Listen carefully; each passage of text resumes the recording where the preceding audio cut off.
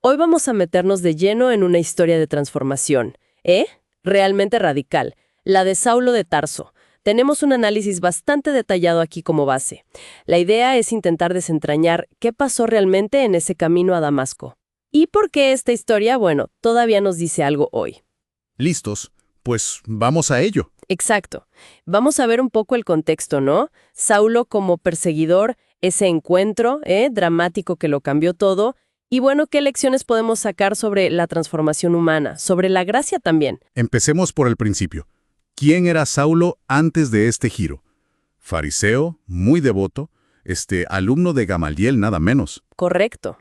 Y veía a los primeros cristianos como una amenaza, pero una amenaza peligrosa para el judaísmo.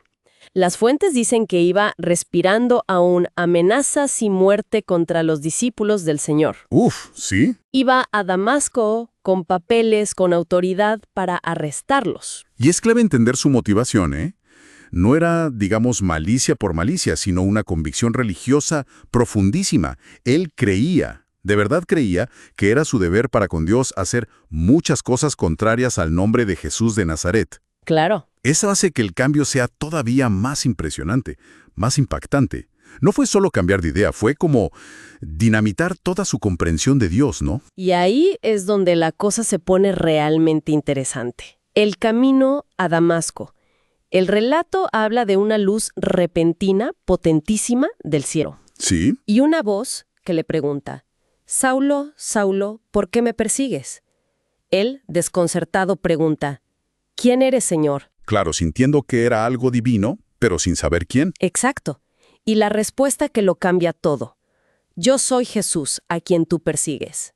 ¡Pum! Es que es fascinante cómo confluyen varios factores ahí. Por un lado, la experiencia sensorial, ¿no? Abrumadora, la luz que ciega, la voz que se oye, la caída física. Sí, todo junto. Y luego, esos 3 días de ceguera.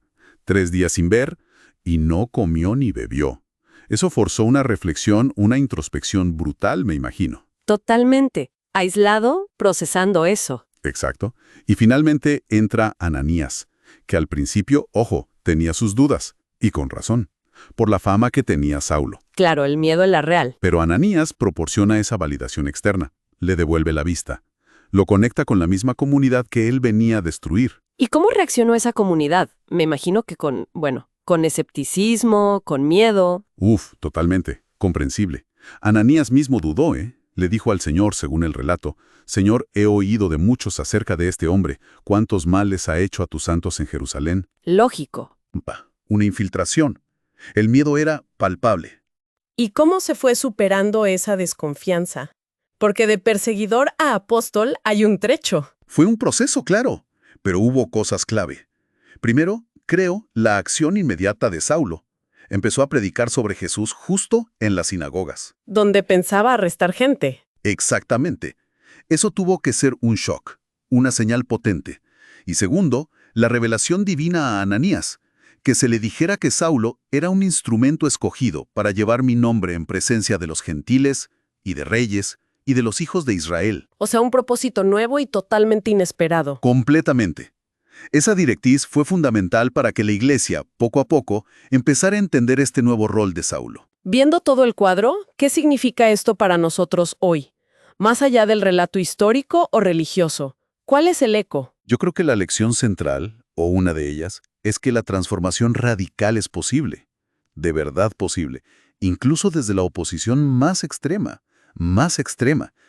El pasado de Saulo no determinó su futuro. Eso es fuerte. Sí, y además ilustra muy bien la naturaleza de la gracia divina, ¿no? Como algo inmerecido, algo que toma la iniciativa. Dios lo confronta mientras él se opone activamente. No cuando ya estaba buscando o dudando. Exacto. No solo perdona, sino que transforma y redirige por completo.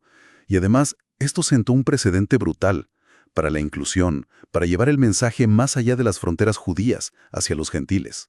Has mencionado también alguna vez que hay paralelos con el pensamiento moderno, incluso con posturas muy firmes como el ateísmo.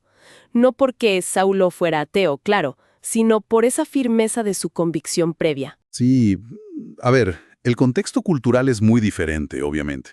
Hablamos de un movimiento minoritario perseguido en el siglo I. Claro, no es lo mismo que las sociedades seculares de hoy. Para nada. Pero la dinámica de un cambio profundo, un cambio en el propósito de vida, en la perspectiva, en las prioridades, eso sigue siendo relevante. La experiencia de Saulo fue personal, experiencial, visceral. No fue solo un cambio intelectual o filosófico. Fue algo que le pasó, que lo atravesó. Justo. Y creo que eso resuena.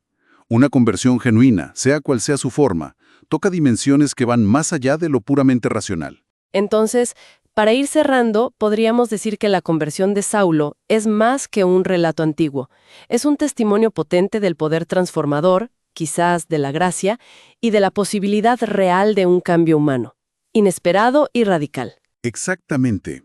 Y nos deja con una pregunta importante, creo yo. Si alguien tan vehementemente opuesto pudo convertirse en un defensor tan apasionado, ¿cómo desafía eso nuestras propias ideas sobre quién puede cambiar? O sobre cómo puede manifestarse una transformación profunda e inesperada en nuestro propio tiempo, ¿no?